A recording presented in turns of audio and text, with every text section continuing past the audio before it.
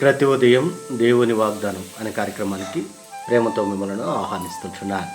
ఈ ఉదయకాల సమయంలో దేవుడు మన కొరకు ఏర్పాటు చేసినటువంటి వాక్య భాగము యెషయా గ్రంథము 66వ అధ్యాయము 14వ వచనం చివరి భాగాన్ని ధ్యానించుకుందాం. యెషయా గ్రంథము 66వ అధ్యాయము 14వ వచనం చివరి భాగాన్ని ధ్యానించుకుందాం. యెహోవా హస్తబలము ఆయన సేవకుల ఎడల కనపరచబడును. క్రీస్తునందు ప్రియమైన దేవుని బిడ్డలారా, ఈ ఉదయకాల సమయంలో పరిశుద్ధాత్మ దేవుడు మనకిస్తున్నటువంటి వాగ్దానము, యెహోవా హస్తబలము ఆయన సేవకుల ఎడల కనపరచబడును. ఈ యొక్క వాగ్దానాన్ని దేవుడు మీకును మీ కుటుంబాలకును ఆశీర్వాదకరముగాను దీవెనకరముగాను మార్చునుగాక.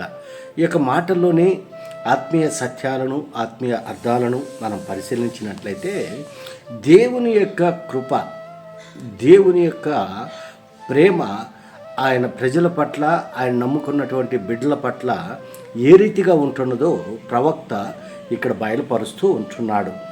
దేవుని యొక్క దక్షిణ హస్తబలముతోటి ఆయన ప్రేమించేటువంటి బిడ్డలను కాచి కాపాడుతున్నటువంటి దేవుడుగా ఉంటున్నాడు. ఆయన నమ్మినటువంటి బిడ్డలను ఎన్నటికీ చెయ్యి విడువని దేవుడుగా ఉంటున్నాడు.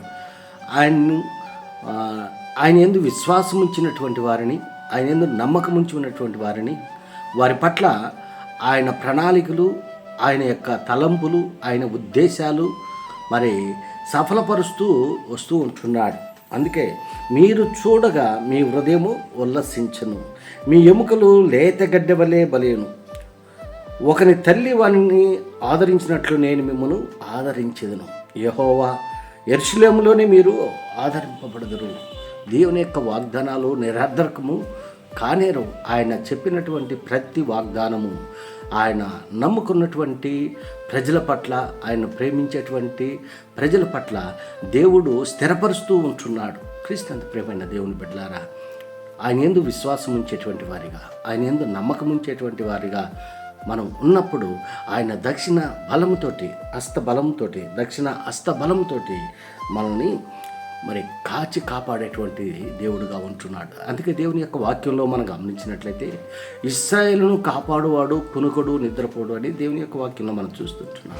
ఆయన నమ్మినటువంటి బిడ్డలను అనునిత్యం కాచి కాపాడేటువంటి దేవుడుగా ఉంటున్నాడు. కాబట్టి ఆయన యందు విశ్వాసం ఉంచి, ఆయన యందు నమ్మకం ఉంచి, ఆయనలో మనం జీవించినప్పుడు ఆయన కృప సదాకాలము మనతో ఉంటుందని ఈ కొద్ది మాటల ద్వారా నేను హెచ్చరిక చేస్తుంటున్న దేవుడి యొక్క మాటలను మరెక్కువగా మీకును మీ కుటుంబాలకును ఆశీర్వాదకరంగాను దీవెనకరంగాను మార్చునుగాక. ఆమేన్.